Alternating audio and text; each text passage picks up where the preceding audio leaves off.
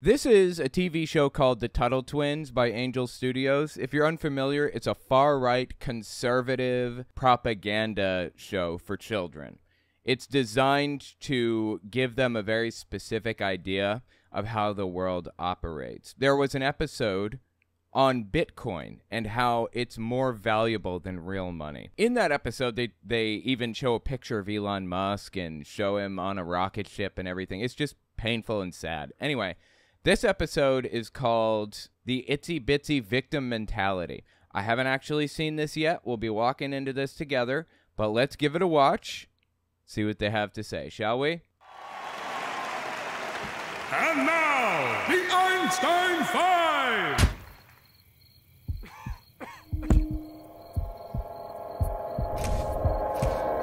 Oh, I'm sorry, yeah. While we watch this, I'm going to play Breath of the Wild 2. It'll just be in the background if you never played it. Shouldn't bother you too much.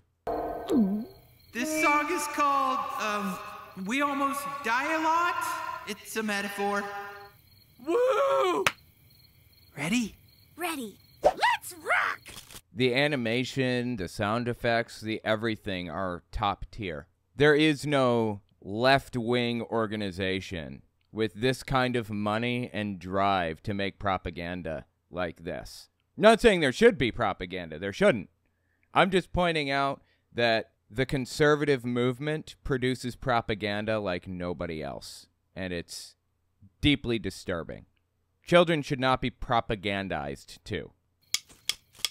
We were just two little kids in the middle of 6 when our grandma took us on our wheelchair ship. But then before we could blink twice, we were trying to survive on a perilous adventure through space and time. Oh, yeah! But how are we supposed to survive when grandma never gives us a clue about shooters and saloons or space pirate crews? We almost... Yeah, if you don't know the premise of the show, the grandmother has like a magical scooter or something, and she's always taking them on rides out of the universe or out of the whatever, back in time, so on and so forth. So I guess that's what this song is about. The voice actors are actually really good, seemingly. They are not just really good at voice acting, but seemingly pretty good at singing, too.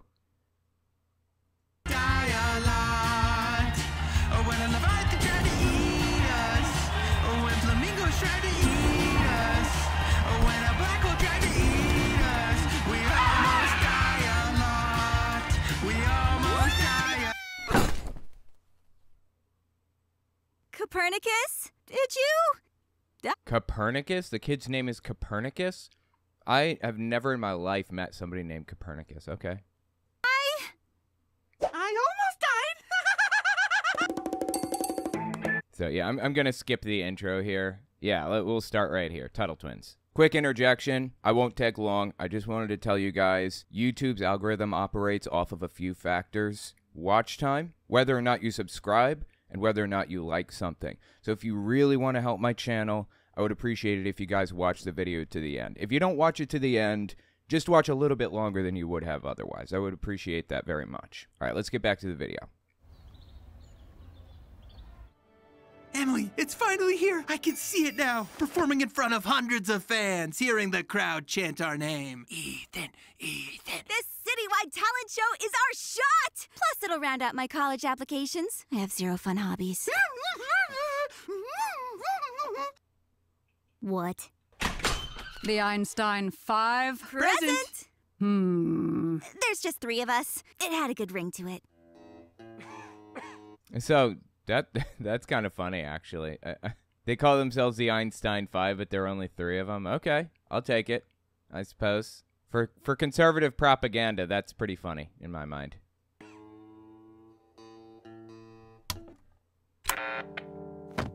A little to the left, Copernicus.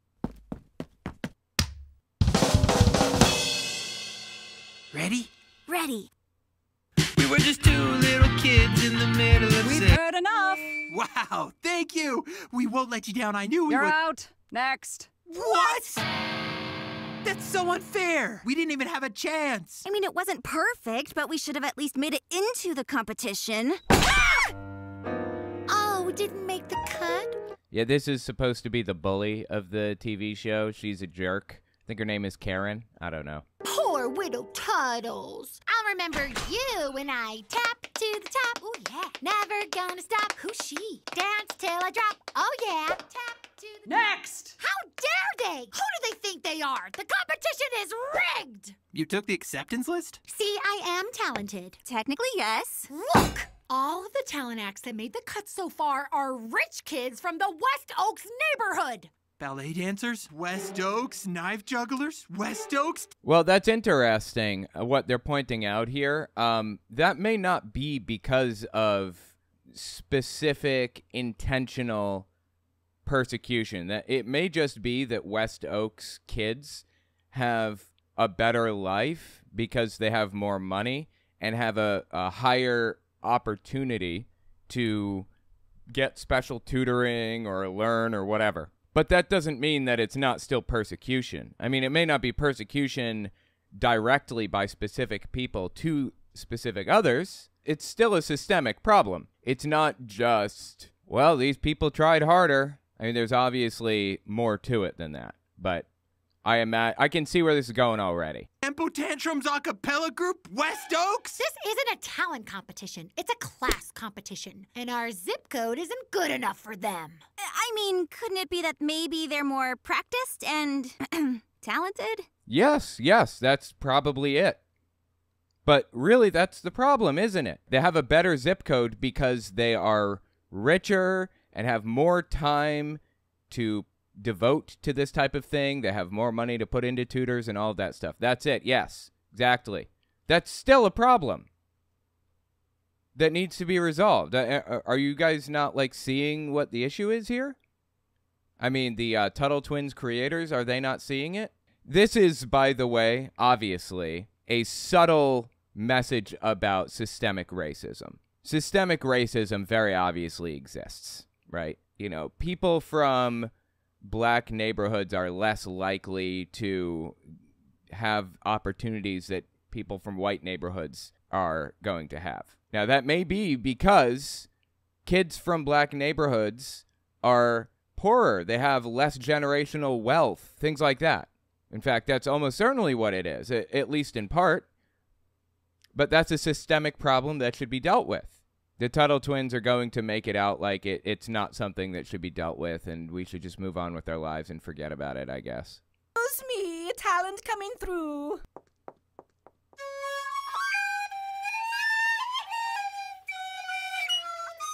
Okay, so he's not talented at all, apparently. I thought for sure they were going to give a message about him being more practiced and better at it or whatever, but apparently not. Okay. You're in! Huzzah! Talent shows are so easy for us residents of West Oaks. Okay, it's rigged. So what do we do now? We make some noise. No, not like that. And then they unfairly rejected me because of where I live. Kevin, it's been really hard for my tapping dreams. And they also unfairly rejected us. We didn't even get to finish our song. But you guys are so good. Our dreams of rocking out in front of a sold-out crowd are over. The next town over is having a talent show in a few weeks, or there's always next year. Maybe your dream is still possible? No, that would never work. Our dream is... So you see, this kid is coming up with a solution, but they don't want that solution. Well, it shouldn't have to be like that. If they're part of this area, they should be allowed to be part of the talent show too, right? It shouldn't matter if they're whatever. It shouldn't be like that. It's like really messed up. I mean, the Tuttle Twins creator doesn't see it that way, obviously, but I would hope that everybody else can see this for what it is. So, now that we've complained, what do we do next? Oh, my sweet child, you're new at this. We complain more. My fellow students, it's happened again. Ever since those citywide talent show judges unfairly cut me, my grades have been suffering. Weren't they suffering before? And after we were unfairly cut from the talent show, I lost all my piggy bank savings. Okay, well, these are unrelated things, and they're playing up persecution. I get, like, what's the point they're making here? These are not connected to them suffering from being persecuted by the talent show people. Is the point they're making that people like to act like they're persecuted when they actually are persecuted, or what? I don't know. I lost it mostly to the candy store, but only because the talent show judges made me stress eat.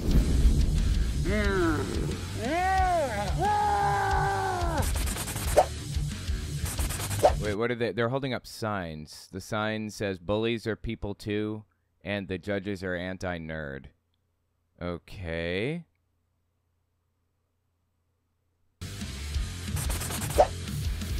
I'm just so angry! Those judges are the reason for all my problems. Let's burn it all down.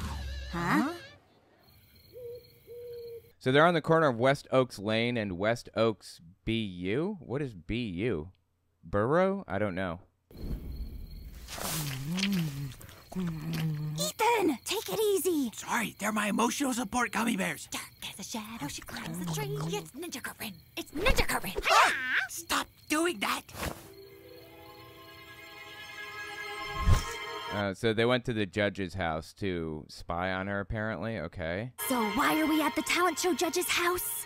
If we can't compete, I wanted to leave her a little surprise. Oh, they're gonna toilet paper her yard or house or tree or something. Climb the tree again, dark as a shadow. Oh, Emily, it's not even double ply. Huh? Why is everyone so huge?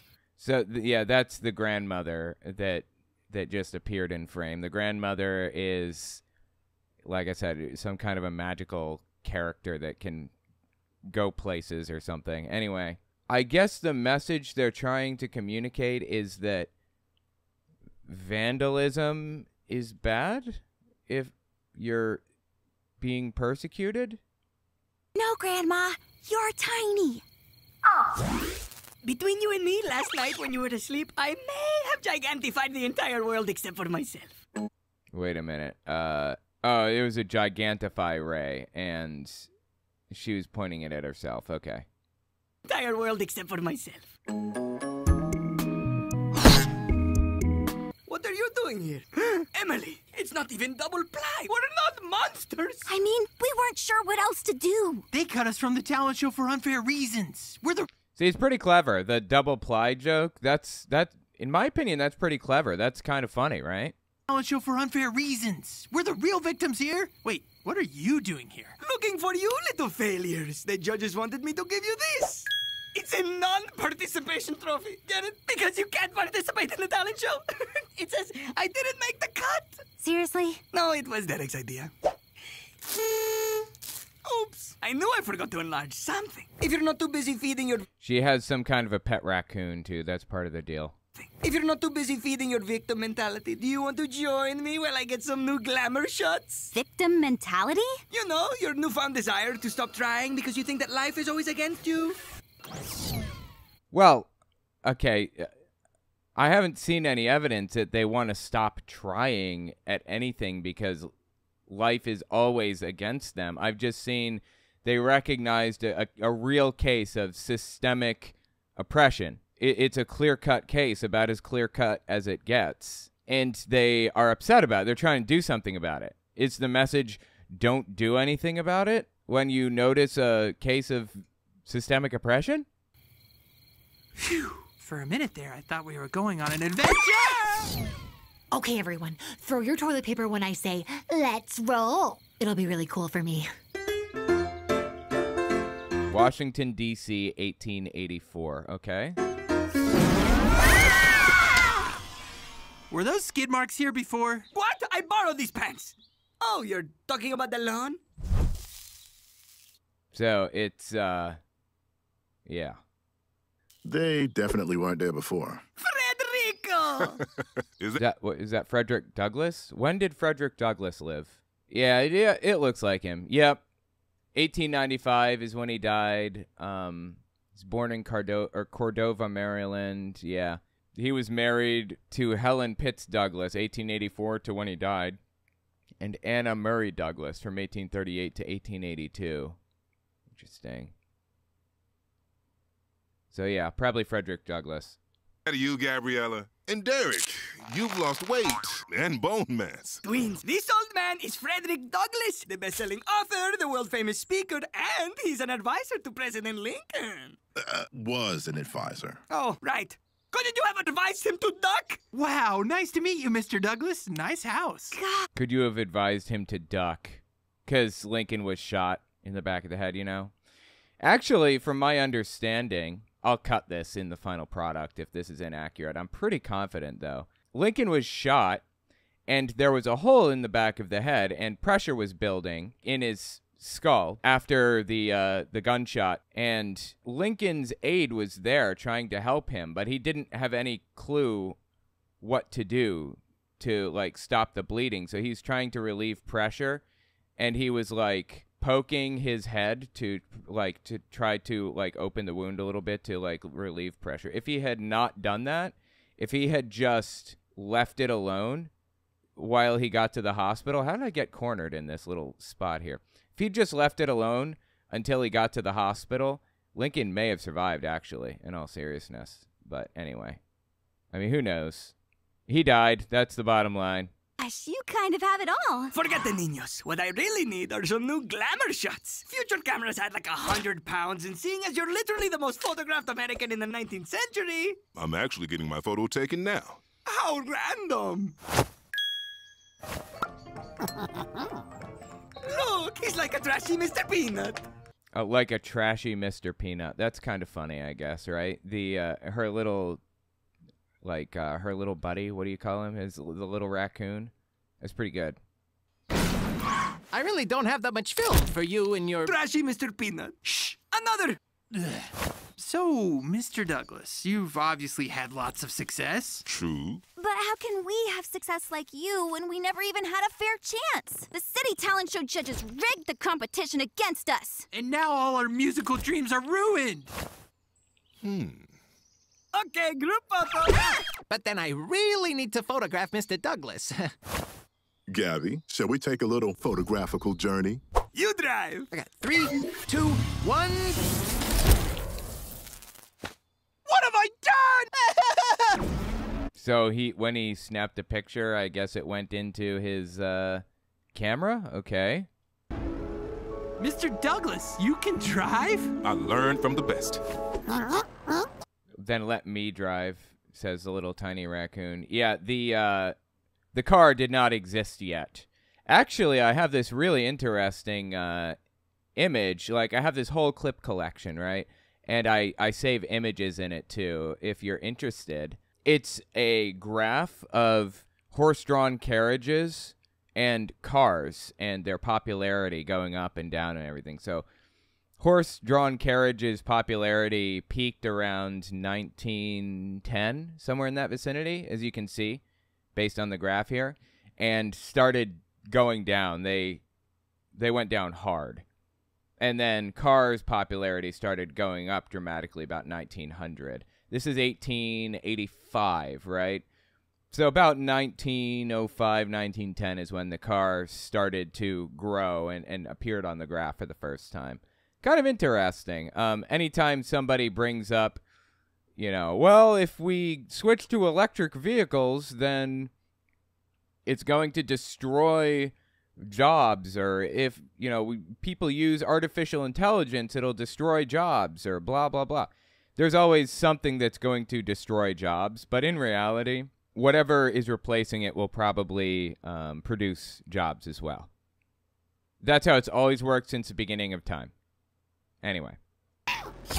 Where to, Mr. Douglas? Is it a journey to find the secret to your luxurious, carefree life? Well, it is a tropical island. Oh, boy. Oh, boy. I mean, Frederick Douglass was a slave, right? Yeah, he's born into slavery on the eastern shore of Maryland in February of 1818, according to nps.gov, which is, what is this website? The National Park Service? I don't know why the National Park Service would have this information, but okay. Enslavers often ripped apart or fractured family relationships. Yeah, and that was intentional. And so he didn't, have any... Young Frederick barely knew his mother, who died when he was young, on a distant forced labor camp. You mean a slave camp. He never knew his father. When he turned 8 years old, his enslaver forced him to work for a family in Baltimore. So anyways, there you go. There's a little information about Frederick Douglass and his days as a slave. He took part in the abolitionist movement and was eventually, wait, when was he freed? I believe that he was freed in 1838. The Civil War happened in 1865, so he was actually freed 37 years before freedom was officially part of U.S. law. I think it was 1863, actually. That's when the Civil War started, and it ended in 1865, somewhere in that vicinity. Anyway, since he was freed in 1838, Frederick Douglass went on to advise President Lincoln, the abolitionist movement. Be extremely skeptical of anything that they actually say in this video here, because you can't trust a word they say. It is propaganda. And they slip in little facts or little non-facts when it's convenient to try to make a point. They'll twist it around, may not necessarily be true at all. That's kind of how propaganda works. You can never be sure if what you're listening to is fully true or not. So anyway, just don't fully believe anything you hear. It's the point. I mean, from the Tuttle Twins specifically. All right, let's keep listening here. Should give you. Oh yeah, here's another little fun fact about Frederick Douglass. Clarence Thomas has a billionaire friend named Harlan Crow, who is also a connoisseur of Nazi memorabilia. Don't ask me why. I think that's a really bizarre thing to be a connoisseur of, but okay. He's also, of course, a far-right extremist. Harlan Crow is, just like his little buddy there, Clarence Thomas, Supreme Court Justice. And Harlan Crow purchased Frederick Douglass's Bible for Clarence Thomas. I guess it's some plan to, like, butter him up and get him interested in helping him get the goals done that he wanted to accomplish. The goals like, taking other people's rights away, that type of deal. Anyway, just disgusting, dude. All right, let's keep listening here. That young man is Alexander. His father abandoned him. His mother died, and he's living on this poor Caribbean island that has just been decimated by a hurricane. That's so unfair. Okay, I'm not sure if they're talking about somebody specific or if this is just fabricated. What chance does he even have? True, it's very unfair, and he's powerless to change many things, but he still has power, the power to write. He wrote an eloquent letter about the horrors of the hurricane. It was seen by a preacher who published it in the paper. People of the island were so impressed by his talent, they raised the funds to send him to school in America. Okay, that is... Wait, is this Alexander Hamilton? Is that what they're saying? Is powerful. He went on to become American revolutionary and founding father of the United States, Alexander Hamilton. Whoa. Okay, well, I mean, he was a founding father, I suppose. You could call him that.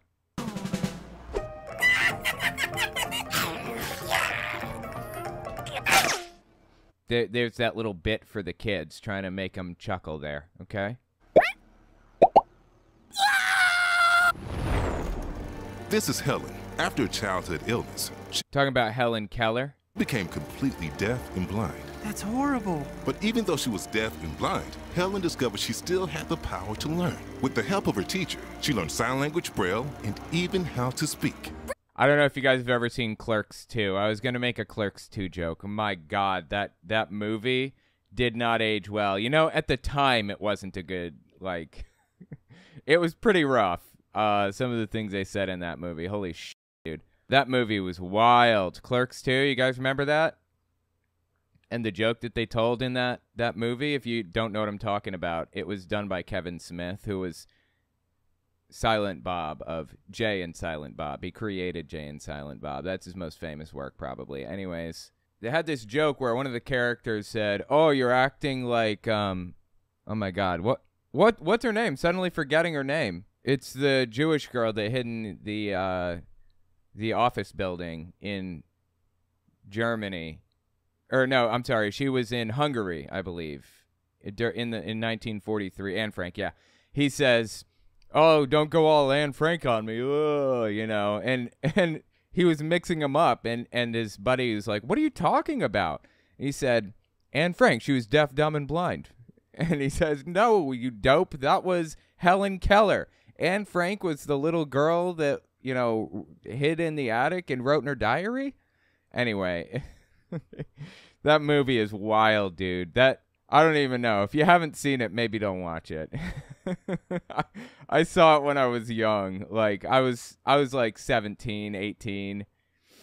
And it was a really funny movie when I was younger, but kind of a little bit of a scumbag movie now.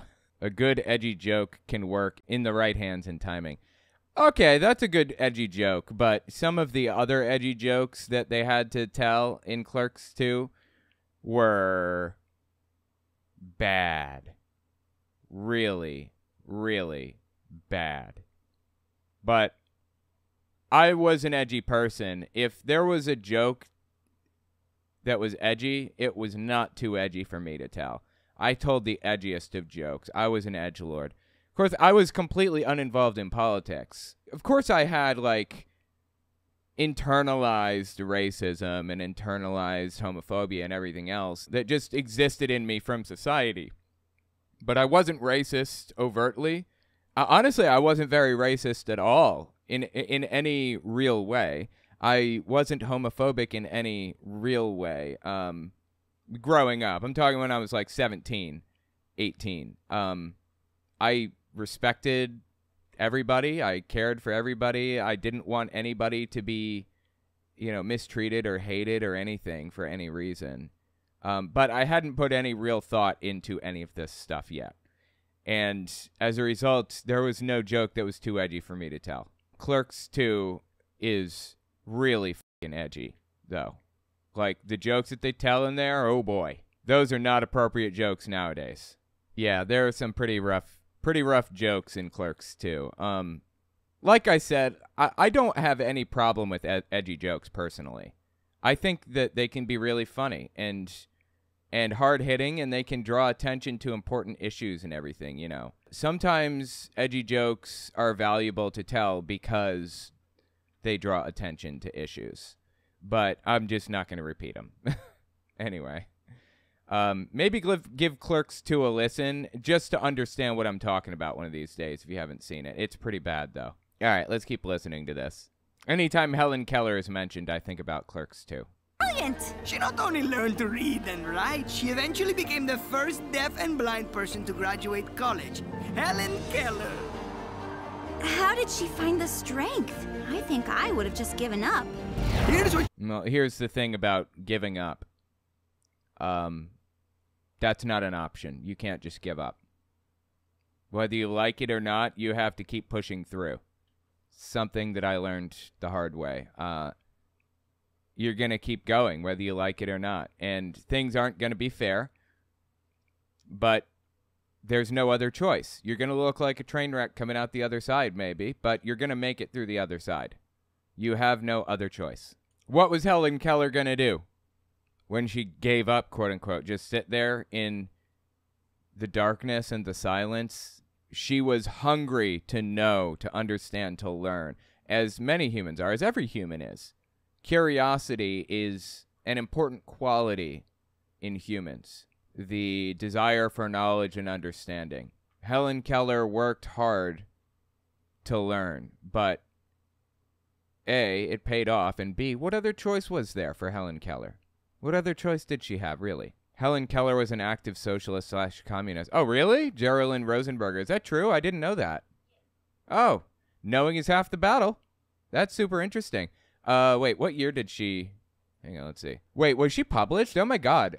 She died in 1968. I didn't know it was that recent. And she was born in 1880, Tuscumbia, Alabama. Wow, fascinating. When was Helen Keller published? She's published in 1903, Story of My Life. 1903, Optimism. 1908, The World I Live In. 1927, My Religion.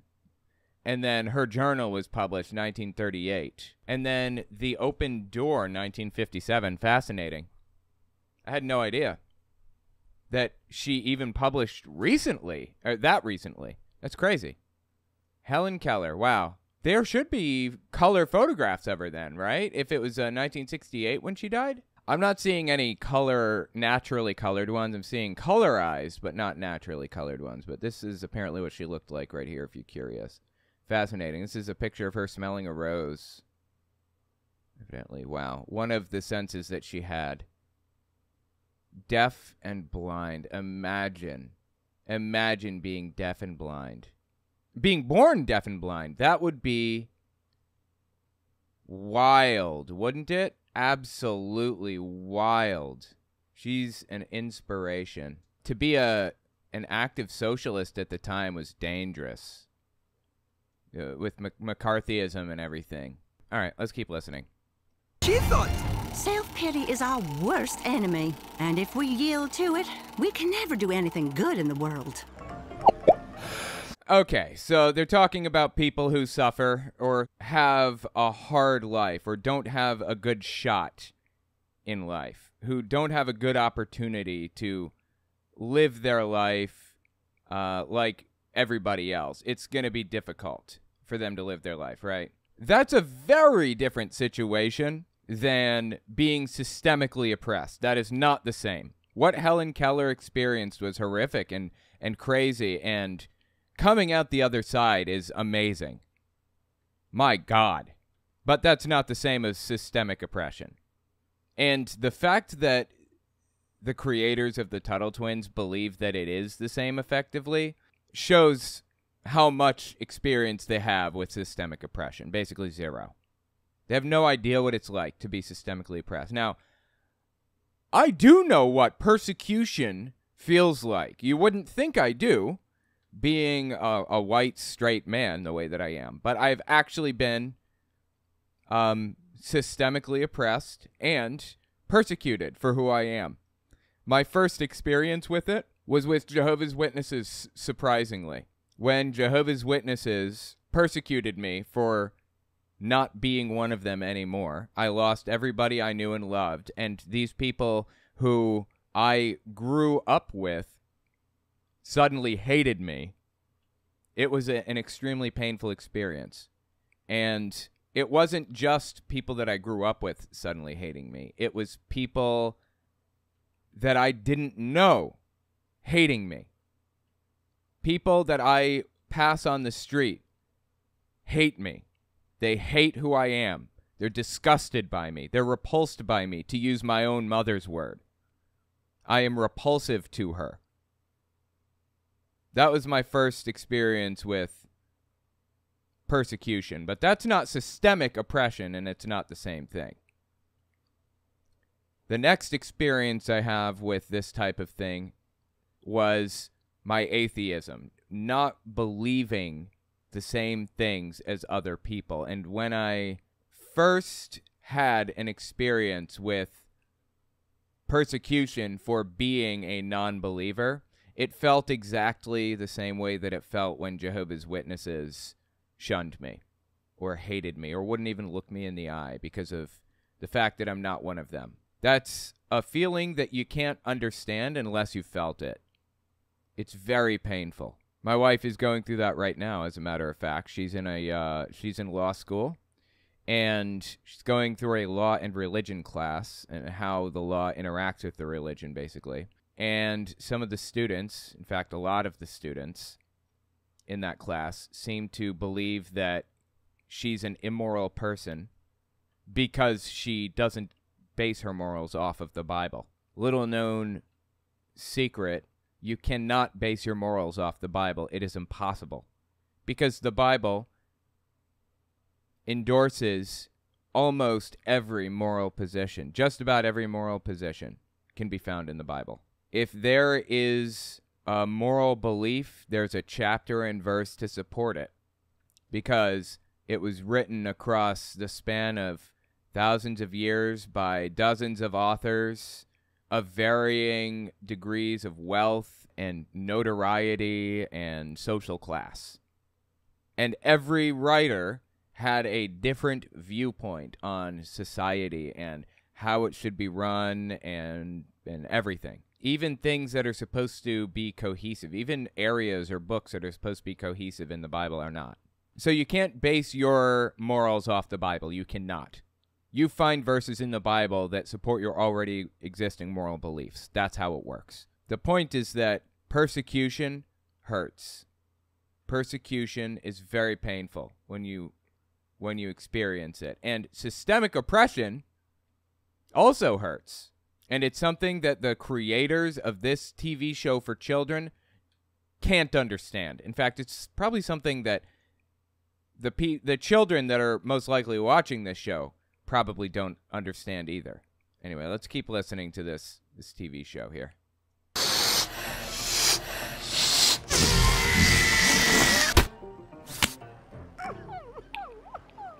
With all my success, it may seem like the system worked well for me. But this is where I started.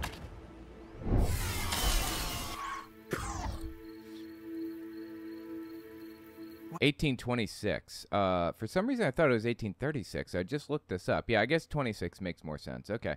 Talbot County, Maryland, 1826. Wow, you lived in that house? No, I lived in that one. At just 6 years old, I was taken from my family and forced into slavery for 14 years. I was beaten, starved, and didn't even have a bed to sleep in. I had no idea. How did you get through it? I was sent to live in Baltimore. Well, like I said, how'd you get through it? Like I said, you don't have a choice. You get through it. That's it. I asked the Mrs. Sophia for reading lessons, and to my surprise, she started teaching me the alphabet. Finally, some good news. Until her husband told her to stop. It was illegal for slaves to learn to read. That's so unfair. That could have been the end of reading for me. I was powerless to get her to teach me, but I thought of a power I still had. What I did with my food. So I traded with the white kids in the street, scraps of food for reading lessons. Wow, that's genius. When I had a rare opportunity to escape slavery, I took it. I went on to write 3 best-selling books about my life, give speeches around the world, and even advise presidents. Whoa. Yeah, well, here's the thing. Not everybody can have that opportunity. In fact, only a couple of people can. By definition, not everybody can be at the top of the pyramid. And he was fighting for others to be freed from the systemic oppression that existed for them. That was the whole point of his movement, of his everything. To prevent systemic oppression for others. It wasn't to fight his way out of oppression. He had already done that. Well, he hadn't, not systemic oppression, but he'd fought his way to the top of the system so that he had a better life than others and had the opportunity to help others who were still in that situation. Like me, I have a better life than some atheists who are stuck in families that are forcing them to go to church, and if they don't, they're going to kick them out and they'll lose everything. I don't have to worry about losing everything if I come out as an atheist because I have my own house. I don't rely on anybody anymore except myself, but I did once, and I lost everything at that time. Frederick Douglass relied on others at one time in his life, and he lost everything as a result, or he didn't have anything to begin with. So Frederick Douglass didn't fight his way out. That's not the message. You can fight your way out too. You can't, okay? Not everybody can fight their way out of these types of situations. In fact, almost nobody can. He was one of the lucky few, and he used that opportunity to help others who were in the same situation. But the Tuttle Twins, being conservative extremist propaganda, is going to portray it as though everybody can do what Frederick Douglass did and get out, and the complaining that they do is unbecoming, if you will. Just disgusting. Seriously. Wow. After all you went through, you still kept trying. Even when your life is unfair, you still have power anywhere. So all we have to do is work to change our own lives and wait for the unfair system to change? Not quite. I've spent my whole life fighting against the system of slavery. But if I waited for the system to change before changing my life, I wouldn't be where I am now. And these steps will always get us what we want? Well, you shouldn't be doing one and then the other. You should be doing all of it at the same time. Unfortunately, not always. My mother controlled what she could in her own cruelly unfair life, yet she died, still in slavery. I'm so proud to be her son, and I'll be fighting to make a better world for her grandchildren. Remind me, what cruel injustice happened to you? So now he's going to point out that anything that anybody experiences today is not as bad as what he experiences, so they should shut their fucking mouth and move on with their lives. Now, systemic oppression is systemic oppression. And systemic oppression that they're describing and experiencing is real. That's something that really happens to people in real life, and it's the exact same type of systemic oppression that happened back then. It was just the people on the bottom of the rung got treated far, far, far worse back then. Doesn't make it any better today. Doesn't mean that it's any more acceptable today than it was back then. It's not. We may have been unfairly cut from the city talent show? I cannot even imagine. Seriously, don't downplay the fact that it was systemic oppression. That's what it was. That's what they experienced, systemic oppression. They experienced a situation in which they were removed from a talent show in favor of rich white children who were worse than them at playing the guitar or whatever. They were worse, I don't know, what's the word? Worse musicians.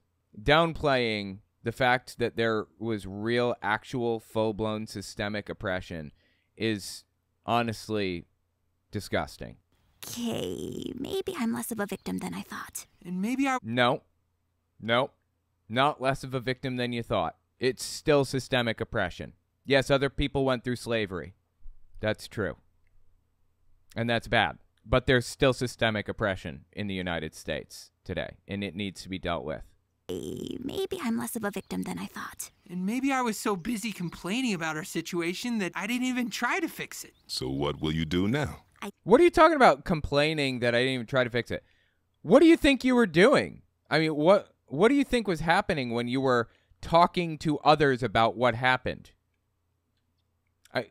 Like, complaining about it is a bad thing. This is what I'm talking about when I say conservative propaganda. This is what it's all about right here. You shouldn't be complaining about mistreatment. You should just move on with your life. That's really the ultimate message that's being given here. Move on. Forget it. Nothing you can do. Or get yourself into a better place and fight and work for what you have. And then when you finally do that, afterward, you can fight for others who are in that situation. That's a message they're trying to portray here. Just a joke. Seriously. Identify what power we do have. And work to improve our circumstances. Sounds pretty good to me. Now, if you'll excuse me, it's picture day. Thank you, Mr. Douglas! Ciao, Federico! Oh, my yard. Oh, I guess they fixed the yard when they disappeared. Okay. I thought I exploded you with my camera, and then there was a tiny flying machine with a trashy Mr. Peanut, and then you were big, and then you were small, and then that was weird. Trashy Mr. Peanut.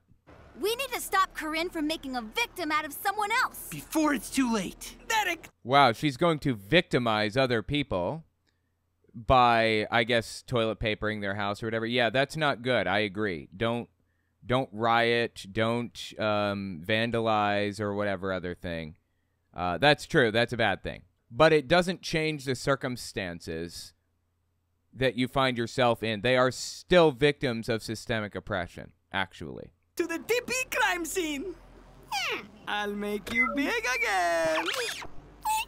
And I'll gigantify your dessert for a week.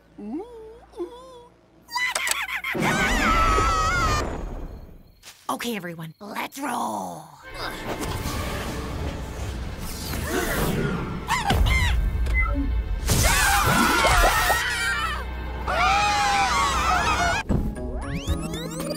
Let's roll.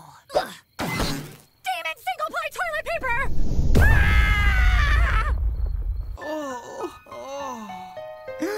Honey, I shrunk the niños.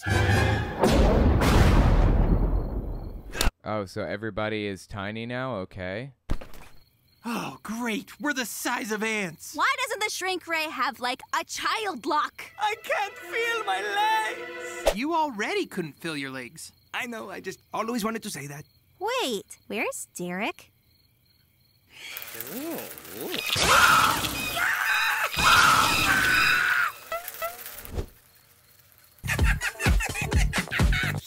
He said he's big again. Okay.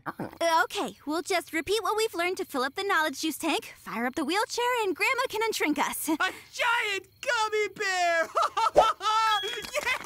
That does seem pretty amazing, to be fair. Wait, where's the wheelchair? Emily! No! Okay, it's fine. We're just in a dark, gigantified lawn. With gigantified, ominous eyes staring at us? That belong to a gigantified... Man-eating? Spider! Whoa, calm down. I'm not here to eat you. You're not? No, I don't normally eat humans, just flies. Of course, I thought you were flies until you started screaming, but I would have figured it out real quick. This voice actor sounds very familiar. I wonder who this is. Or maybe it's just a very close imitation to a voice actor I'm familiar with. By the taste. Oh, good. We feel much calmer. Giant spider. Giant? No! I'm the itsy-bitsy spider. Yeah, compared to the other spiders around here, I'm tiny. Yeah. I know, it's despicable that I'm this small, and it's really hard, okay? Remember, this episode is called the Itsy Bitsy Victim Complex, right? So it's going to be about this spider feeling like it's persecuted, okay? Oh, we're getting the backstory. Yes! Last Tuesday, some bald dude threw a pizza up on top of the roof, and now it's swarming with flies. It's absolute heaven for a hungry spider. Ew. Itsy, that rooftop sounds amazing. A true fly festival. Would we be able to join you up there? You could carry us. No. You see, I used to get to the roof by climbing up the spout, but now, before I get to the top, the rain washes me out. Oh yeah, we know the song, The Rain Washes the Spider Out. Oh no! I failed so much there's a song about me? Oh, he heard the word mow instead of no, and now he's gonna mow the grass, okay?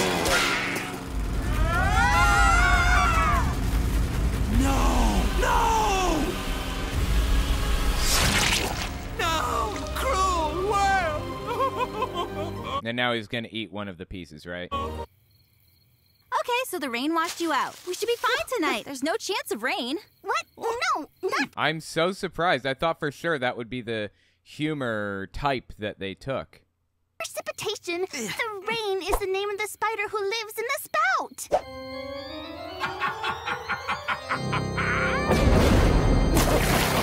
He washes me down so he can eat all the flies himself. Oh, Itsy! The flies are quite supple tonight. If you don't get up here soon, they'll all be gone. What's that? Afraid I'll wash you down the spout? I'm not even gonna try anymore, because I know he'll just knock me down. I guess I'll be stuck eating you disgusting humans for dinner. I thought you didn't eat humans. Not if I can help it, but I can't help it. There is nothing I can do to fix this unfair situation. Maybe Derek can help us. Derek! Help us!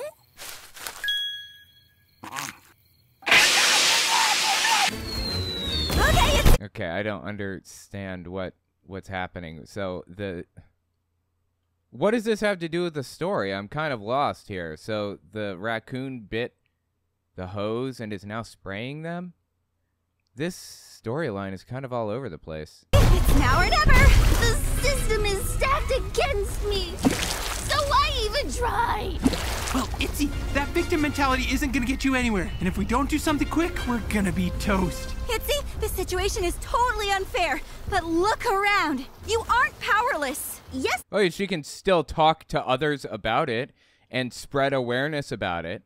You know, that's what this video, this movie or whatever, is really trying to do. Prevent people from spreading awareness about the situation. Prevent people from talking about it and learning about the fact that there is systemic persecution. You know why? Because they want you to think that it's simply persecution. They want you to forget the systemic part. They want you to think that nothing is going on to anybody else. You're the only one that's suffering, and you can try to fix your situation if you'd like, but there's no need to fix it for anybody else. When you bring the word systemic into it, it freaks people out, apparently. Freaks out the, the community of conservative, far-right extremist Christians that produced this type of propaganda. I am! No, you're not. Come on. Even when your life is unfair, you still have power anywhere. Power? What power? For example, when I'm scared, I can still control my breathing. And I can still control my bladder. Never mind. Ew. I mean, from the song, it sounds like you're a great climber. Is there any other way you could climb up to the roof? I don't know what you mean. We've only ever climbed up the spout. It's just what we do. Think outside the box. Or the spout? Oh, the rain might be able to wash me down the spout, but I guess I could climb outside the spout instead. Arachnid. So, are we doing this? We're gonna try. Kids, grab on. And Grandma... Oops. Hop on. Oh, look at me. I'm a little baby Gabby. Ugh. What if I'm too itsy? Climb! She's afraid that she's not good enough or something. Okay. Look at this. This wooden stick is perfectly balanced. This wooden stick's perfectly balanced here on the thing. They're not supposed to stand up. Is this allowed? You leave me no choice! Take this, and this, and this, and... Oh, okay. She can't do that. You can't do that! Huh? Where'd she go? Hi. Ah, a spider! Oh, Now, I guess this is slapstick kind of thing for children. Okay. And down came the rain. Yeah. Thank you for helping me see the power I do have. Even more weak and itsy humans. You had it in you the whole time. Now we can feast on fly carcasses. It's your turn. Ugh. Oh, wow. Look at the time. We're late for a talent show. But Grandma, we didn't get in. Shh. Bye. Please don't call pest control on me. Woo! Yes. Well, spiders are nomadic, so they're not really pests. Not really in the same way that like other creatures are pests. So you don't really call pest control on spiders because they're not usually in the same place for more than like a little while and then they move on. And they don't usually come in groups together like roaches or whatever, you know. Organic fertilizer, one for you, one for me. Ew.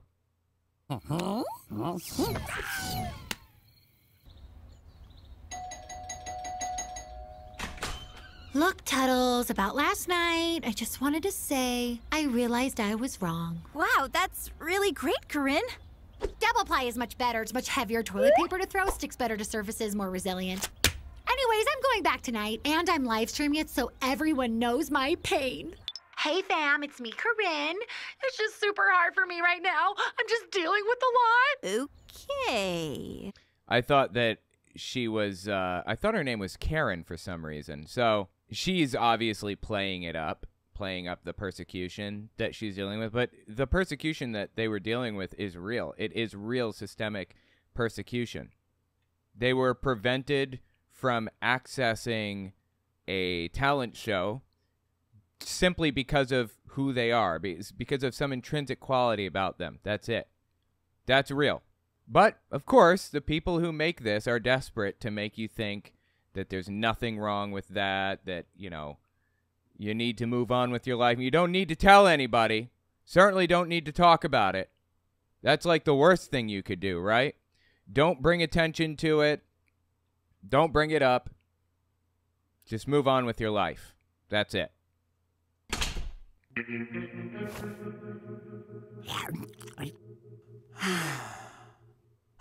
Emily, we didn't make the talent show this year, but that wasn't even our dream. You're right. We don't need the permission of a bunch of stuffy talent show judges to play in front of tons of screaming fans. Let's think. What power do we still have? We don't have an advertising department, but we do have crayons. You can try to move on and do other things and find other ways around this situation, but you should still not let people get away with persecuting you. I mean, you should still fight, right? You should still bring attention to it and talk about it and sue if that's what it takes. We can't perform on a spiffied stage, but we do know someone with a forklift. We may not have a venue with a concession stand, but we do know people with food trucks. Yeah, you know, really the point of this whole thing, I mean, what they're talking about right now, that's good. Do it yourself if that's what it takes. But the point of this entire episode was to prevent people from talking, to discourage them from talking about what they're experiencing. That is like the scariest thing you could possibly do in the minds of people who perpetrate systemic oppression. And that's why you should be doing it. It scares the shit out of them. And that should be a message. There's a point to that.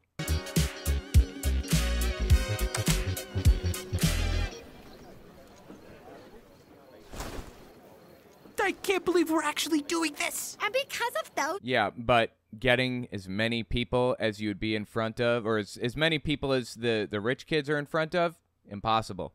Getting the quality gear the rich kids have, impossible. That's what makes this so truly disgusting. They're not going to have the same opportunities as the rich kids. That's the problem here. The people who produced this propaganda are desperate to prevent you from talking about the problem. Judges, I will never be able to share my talents with the world. Psst, Corinne, you ready to open for us with your tap dance number? I'm busy that night. Anyway, I will never recover from this. I.e., she doesn't want the problem to be fixed. She wants to talk about how persecuted she is. Don't talk about it. Whatever you do, don't talk about it. You shouldn't bring it up. Don't ever talk about it, no matter what. Always, always just try to find a way to deal with the problem yourself, and don't ever tell anybody that this is happening to you, because that would be wrong. Then I guess we're on? Okay, we got this. This song is called, We Almost Die a Lot, like including the other day. It's a metaphor. Woo! Ready? Ready. We were just two little kids in the middle of city. Oh, yeah, so that's the end. Anyways, yeah, that was terrible. The whole point of it was to not talk about it. What do you think Frederick Douglass did when he found his way out of slavery? Why do you think that he was learning to read in the first place? What do you think his goals were in his life? The whole point was to prevent this from happening to anybody else. The whole point here was to help others out of this situation. To talk about it. He's learning to read and write so that he could talk about it, spread the message to others. They drew out what Frederick Douglass's goals were and then told people not to do that. This is absurd. This propaganda is Disgusting. Let me know what you think about it in the comments. This is awful. Seriously.